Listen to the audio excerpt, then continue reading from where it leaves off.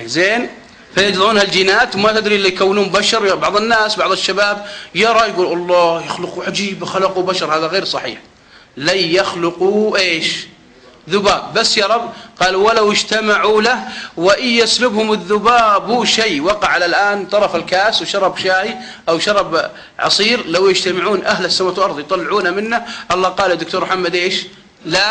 لا يستنقذوه. ايش معنى لا يستنقذوه؟ ألا يخرجوه. فلذلك هذا الجانب ضروري تقويه. واضرب لك مثال عشان يتقوى الجانب. اللي بيصيد سمكة الآن في البحر وش يسوي؟ يرمي السنارة، صح؟ وش يحط فيها؟ طعم. رمى الدكتور محمد السنارة والشيخ علي أخوكم سليمان وفيها طعم. سمكتين ماشية في البحر. السمكة يوم شافت الطعم راحت تركض تسبق ايش؟ خويتها عشان لا تاكلها قبلها. هذه خويتها ذكية. قالت له وين تبين؟ قالت باكل الطعام. قالت يا غبية هذا مو طعام هذا طعم. قالت ايش؟ قالت هذا طعم. قالت وخري عادي يا معودة شنو هذا؟ طبعا سمكة كويتية.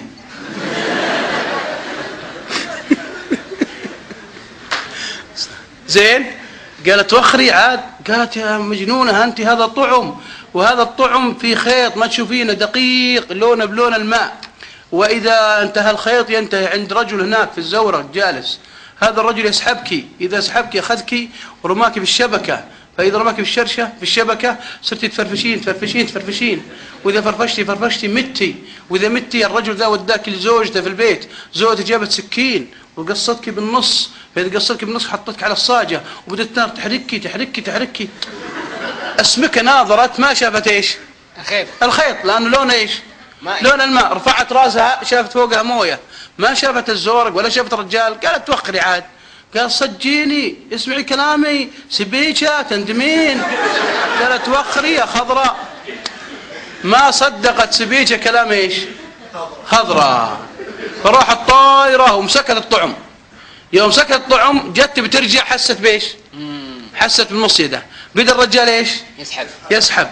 قالت والله صح كلام خضراء. اي والله بدا يسحب. يوم طلعت عينه فوق سطح المويه شافت ايش؟ شافت الرجال. قالت والله هذا الزورق الرجال مكحه من السناره ويرميها. صارت تفرش. قالت والله انا فرفش. زهمت عليه واحده طعنه نفسها وزوجها اللي زاهم قال خذ كلمها يا شيخ خذ. قلت حسن ماشر. قال طعنه نفسها تبي تنتحر. واخذها كلمها حياك الله اختي. حسن ماشر ليش؟ قالت طفشت مليت. قلت ليش انتم عائله فقيره؟ غالبا اللي ينتحرون ايش؟ الغالب الفقراء وهم مريشين غالبا يعني ما يصل لهم. لذلك حتى الناس الاغنياء تشوف احيائهم. شوف عندنا في الرياض حي العليا تشوف البساسه منفخه ما شاء الله، يسمونه قطو. القطو تلقاه منتفخ.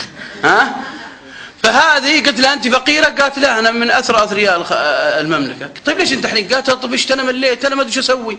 قلت بسالك بصراحه ما دامتك انت متزوجه وهذا بجنبك، الدرجه اللي عندك في الكمدينه غرفتك النوم وش فيها من مجلات من كتب من اشرطه؟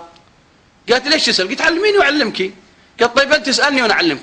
قلت عندك اشرطه الشيخ عبد الحميد كشك، الشيخ الشعراوي، الشيخ الطنطاوي، الشيخ السديس. قالت لا عندك العجمي، عندك العوضي. قالت منو العوضي ذا؟ قلت هذا الدكتور في الكويت شيخ حبيب ووزنه 45 كيلو.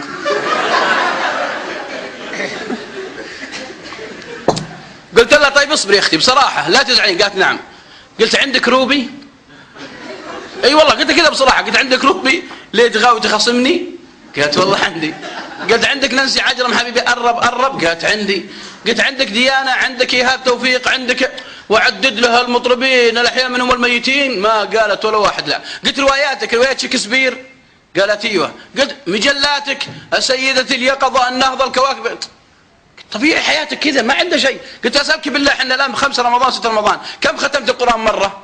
قالت والله ما فتحته اصلا ما فتحته.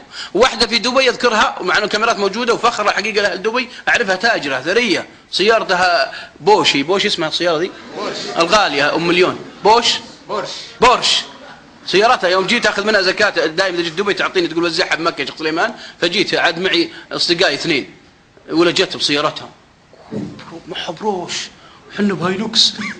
ونيت بيك اب. قال وخر غيب دس السياره دسها. قلت ليش تدس يا اخي؟ مو عيب يا اخو. ومع هذا والله يا اخوان قسم بالله احلف بالله انها تختم القرآن في رمضان 14 مرة. الله يوفقها ام احمد، قول امين. 14 مرة. واحدة اعرفها بجدة تختم القرآن 16 مرة. امس تبرعت لمجاعة الصومال ب100,000. طوال كتبت شيتي وياك، قالت له احد الاخوات ان فلان بيروح تبع المجاعة يودون، وتكتب شيك ب100,000 طوال. ليش؟ عشان نعرف انه الثراء في الانسان ما هو عيب، بالعكس بل مطلوب، صح ولا يا اخوان؟ لكن كيف الثراء وكيف الفقر بنفس الوقت